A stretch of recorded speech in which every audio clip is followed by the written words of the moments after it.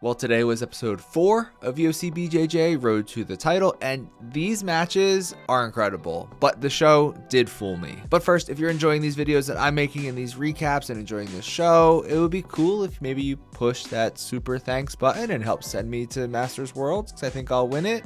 That would be pretty cool. But you know what was not cool? The fact that I thought today the bowling segment that we watched was going to be like a coach's challenge, because that's how the preview made it seem in the last episode. But it wasn't. It was just them having fun and doing bowling with some of the worst form you've ever seen.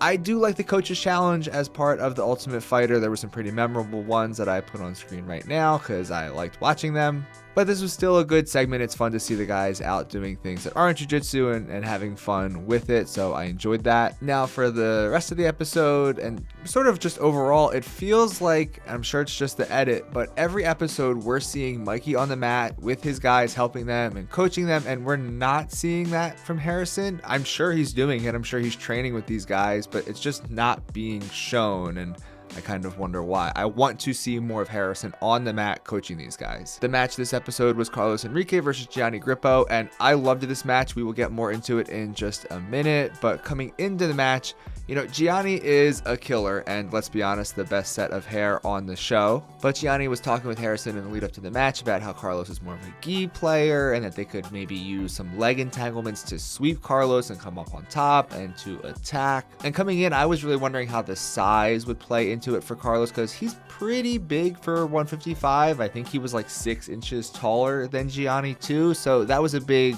question mark for me. But the match started and Gianni definitely wanted to be underneath, assuming to use that leg entanglement to sweep strategy that he and Harrison were talking about. Carlos looked more comfortable in the leg entanglements than maybe they thought that he would, and he even attacked a little bit of the legs as well in his own regard, but nothing really came from it, and Gianni ended up on bottom again. For me, watching high-level guys do the guard passing versus retention, looking for leg entanglements and inversions, and this back and forth battle, it's so much fun for me to watch, so I was really enjoying this first round. It was a great back and forth round. It ended with Carlos looking for a footlock, and when the round ended, I was very glad that I'm not in charge of scoring the rounds, because I don't know how I would have scored this. I honestly was just having too much fun watching it to really think about the scoring. Round 2 started on the feet, as they all do, and Gianni pulled again. There were lots of inversions looking for leg entanglements, but Carlos was doing well to defend, and he ended up passing and locking up a very tight choke and getting the win. This honestly was a bit of a shock to me, and no shade to Carlos. I just thought Gianni was very underrated, and coming in at number 5, I thought that was way too low, and I was proven wrong by Carlos, who not only got the win, but got the submission win. All in all, it was a very great match, a